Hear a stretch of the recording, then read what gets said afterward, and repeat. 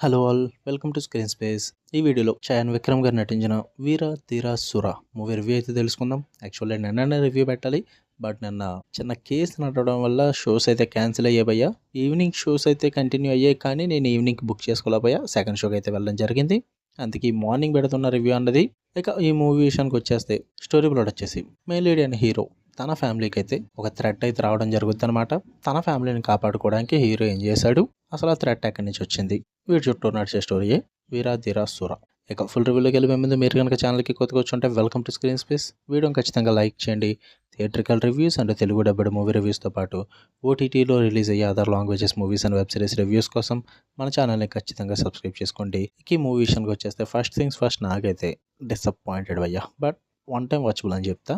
Positives వచ్చేసి concept wise బాగానే అనిపించింది, ఎందుకంటే ఇది కూడా వన్ నైట్లో జరిగే మూవీ భయ్యా. మనం already before one night movies మనం చూసాం, ఖైదీ మూవీ కానీ మ్యాక్స్ మూవీ కానీ. సో అదే టైప్లో వన్ నైట్లో జరుగుద్ది అనమాట మూవీ. ఆ కాన్సెప్ట్ని నాకైతే బాగా ప్రజెంట్ చేశారు అనిపించింది. వీళ్ళు తీసుకున్న కాన్ఫ్లిక్ట్ని చాలా వరకు కూడా బాగానే ప్రజెంట్ చేశారు. స్టార్ట్ టు ఎండ్ అన్నది చాలా సీన్స్ కూడా వర్కౌట్ అవుతాయి మీకు. కొన్ని సెటప్స్ అండ్ కొన్ని బ్లాక్స్ చాలా బాగా డిజైన్ చేసుకున్నారని చెప్పాలి. అంటే సూపర్ సీన్స్ ఉంటాయి కొన్ని ఫైట్ సీక్వెన్సెస్ కానీ, ఫ్లాష్ బ్యాక్ పోర్షన్స్ కానీ, అరే సూపర్ సీన్ పడిందిరా విక్రమ్కి అన్న ఫీల్ అయితే కొన్ని సీన్స్ అయితే వస్తాయి భయ్య. అలా చెప్పుకోవడానికి వేళ్ళ మీద లెక్క పెట్టుకునేలా అయితే కొన్ని సీన్స్ అయితే ఉన్నాయి, అవి నాకు చాలా బాగా వర్కౌట్ అయ్యాయి. అండ్ ఫస్ట్ హాఫ్లో ఫ్యూ సీన్స్ బాగున్నాయి, సెకండ్ హాఫ్ కొంచెం సాటిస్ఫై అయితే అయ్యాను నేను. పర్ఫార్మెన్సెస్ వైజ్ బాగుంది, టెక్నికల్ పరంగా విజువల్ పరంగా సినిమా చాలా బాగుంటుంది. అండ్ ఆ నైట్ ఎఫెక్ట్స్ ఇవన్నీ కూడా చాలా బాగా చూపిస్తారు, దాని పరంగా కూడా వర్కౌట్ అయింది నాకు.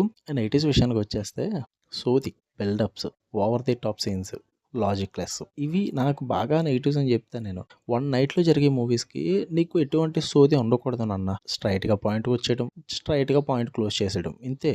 అండ్ ఆ ఎమోషనల్ కనెక్ట్ మనకి చాలా అవసరం. ఇక్కడ రెండు లేవు, ఎందుకంటే ప్లాట్లో తీసుకెళ్ళడానికి చాలా టైం తీసుకుంటారు. అండ్ ఆ ఫస్ట్ హాఫ్ అంతా కూడా దానికి సెటప్ చేసుకుంటారు.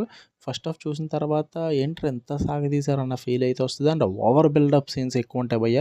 అంటే హీరో అది, హీరో ఇది, హీరో తోపు తురుము అది ఇది అని చెప్పేసి అంత సోది అవసరం లేదనిపించింది నాకు.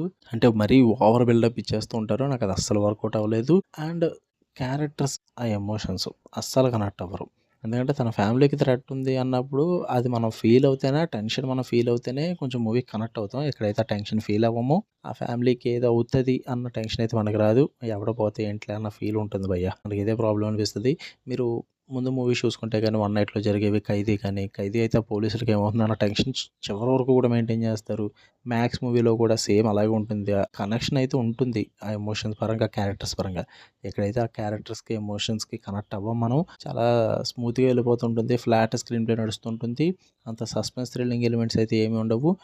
ఒకటి రెండు సీన్స్ మంచిగా పెట్టుకున్నారు తప్ప ఉన్నాయి అయితే ఇది వర్కౌట్ అవ్వలేదు. అంటే చాలా లాజిక్లెస్ సీన్స్ కూడా ఉంటాయి, కొన్ని లూప్ హోల్స్ అయితే ఉన్నాయి బై స్క్రీన్ ప్లేలో. వర్కౌట్ అవ్వలేదు నాకు. మ్యూజిక్ పరంగా పర్లేదు అనిపించింది, బ్యాక్గ్రౌండ్ మ్యూజిక్ అంత సూపర్గా ఏం అనిపించలేదు. It was okay. నాకైతే మూవీ ఓవరాల్గా చెప్పాలంటే వన్ టైం వాచబుల్ అనిపించింది, అంతగా కనెక్ట్ అవ్వలేకపోయాను.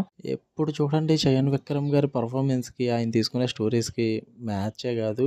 సూపర్ పర్ఫార్మర్ అయినా, సూపర్ యాక్టర్, బట్ స్టోరీస్లో స్ట్రెంత్ ఉండదో లేదా స్క్రీన్ ప్లే సరిగ్గా తీసుకెళ్లరో ఏంటో నాకు అర్థం కాదు. కానీ ఏదో ఒక హోల్ అయితే పెడతారు మొత్తాన్ని సినిమాకి. ఎక్కడైతే నాకు స్క్రీన్ ప్లే వర్కౌట్ అవ్వలేదు.